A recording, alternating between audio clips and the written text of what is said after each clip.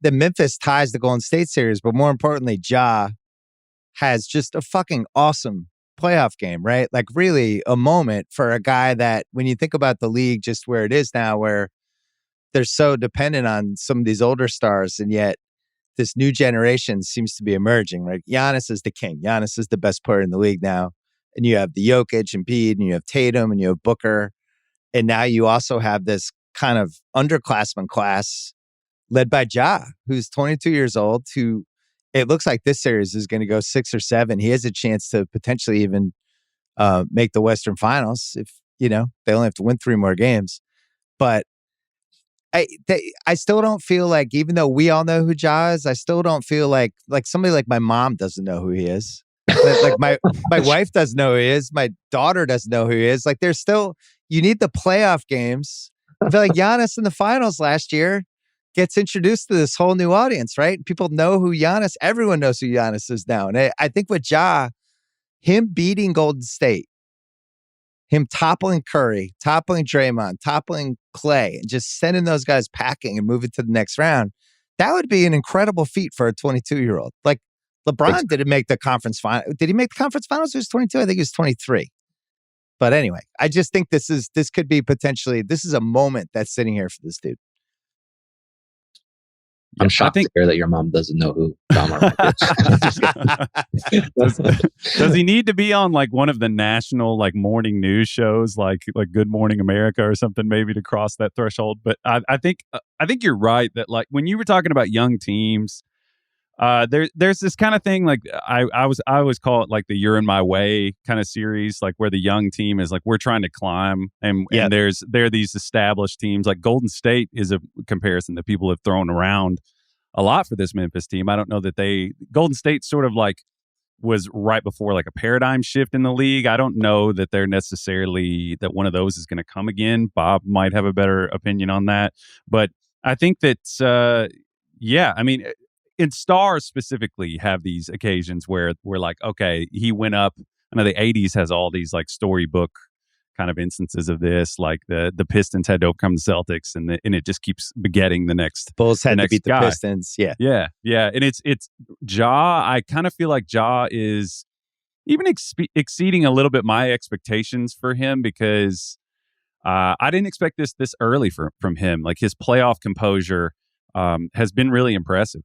Honestly, I didn't expect the 3-point shooting in tense games like this, right? That was the rub on him, was let him shoot. He's not, let him miss from deep.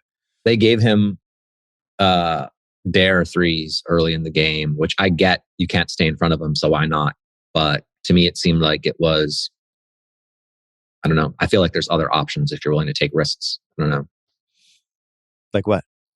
I mean, I would throw something at him. I would throw a double at him. Yeah, he's very. They had Kuminga out there. I mean, don't think that Kuminga in as a second guy in a pick and roll can't like disrupt something a little bit. Just try something. Just fatigue him a little bit. He's too easy. The guy's rolling the ball up to half court.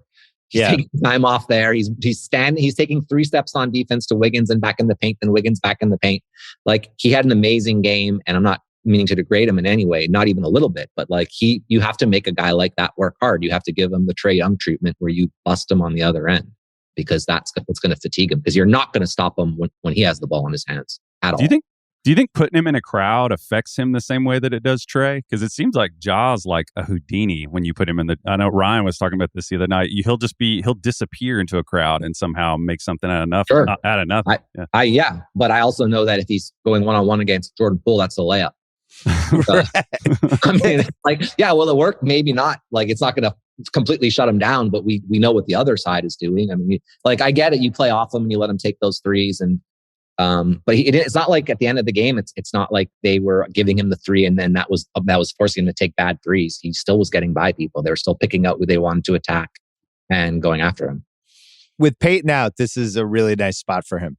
I was thinking like the Milwaukee series, which we're about to talk about. They just decided nobody on Boston can really dribble that well. We're just going to make life a living hell for everybody who's dribbling the ball up. Who's it going to be? Derek White, Peyton Pritchard, Tatum, Brown. Wait, Al Horford's going to dribble it up this time? Great. Drew Holiday apparently is just a marathon runner now. I don't know. He could just play 94 feet for 48 minutes and guard everybody full court, but they made a concerted effort from the first minute of game one, which the announcers, I think, between the two games combined, maybe mentioned once, that we're just going to make this really hard for you every step of the way. And you're going to be starting your offense at the 14-second mark. And we're going to put miles on you. We're going to try to tear you out. Jaylen Brown, your hammy hurts. Well, good luck trying to dribble up. We're going to make you have to stop and start and twist and turn. And then you watch Ja against the Warriors. And as Bob said, that, they're rolling, ball's rolling to midcourt before he picks it up. He's got a full head of steam. You can't really hit him because he's almost like trying to tackle a running back. He's just so slithery. He can just kind of find any spot. So it's not even like you could be that physical with him. And then on top of it, you have the Draymond thing where Draymond's terrified he's going to get a flagrant every time now. Yeah. So, I mean, you could try to make him go right once. That could work. I mean, I don't know how he went left over and over. He loves to get, you're right. He went left over and over and over. It's like, try to figure out which side he likes to kick from. I'm sure they know this. Like, which side is he more comfortable skipping from? Fun, because you can't. It's not like Giannis, like we saw tonight. Like, you're not going to wall Ja up. It's not the same thing. He's going to slither around and get into the paint. I looked. Second Spectrum had a stat where he was like per 100. It's like his paint attempts are like up there with like centers. Like he's like a really obvious outlier in that way. So you're funneling him, and you just pick the most. I think you got to dare Bane. You got to dare Melton. You got to hope Jaren Jackson makes a dumb mistake. They have to try something different. Yeah, because like it just bring extra help in some form or fashion. Bob, would this have been your favorite team to advise if you could have advised any team where they have all these players that you could just, depending on the matchup, just be like, hey, this feels like a Zaire Williams series? No, I tell you what, I talked to the guys from Memphis at Sloan when I went this year, and I had never met them before, and I just wanted to tip my hat. And they are the best drafting team. Like, anytime we were looking at a guy that we like, whether it was like a 48 rule guy like that wasn't drafted, Conchar undrafted. They basically have a bunch of spreadsheet players on their team. Melton, Conchar, and so I don't think they need me. Like, they're good. No, I wouldn't like. I like working where people would actually value my opinion. These guys don't need me. They nailed the Bane selection. Brandon Clark. They got Conchar. That they think they've done everything right. I mean, it's really remarkable. Look at that. Look at the team they rolled out there. It's super impressive. The data community loved Clark and loved Bane. Both of those were like inexplicable slips. But yeah, like Memphis is to the point where if I'm like projecting a player and I have them higher than consensus and Memphis moves up to grab them, it's to the point where I'm like, okay. You feel good about yourself before anything even happened. Yeah.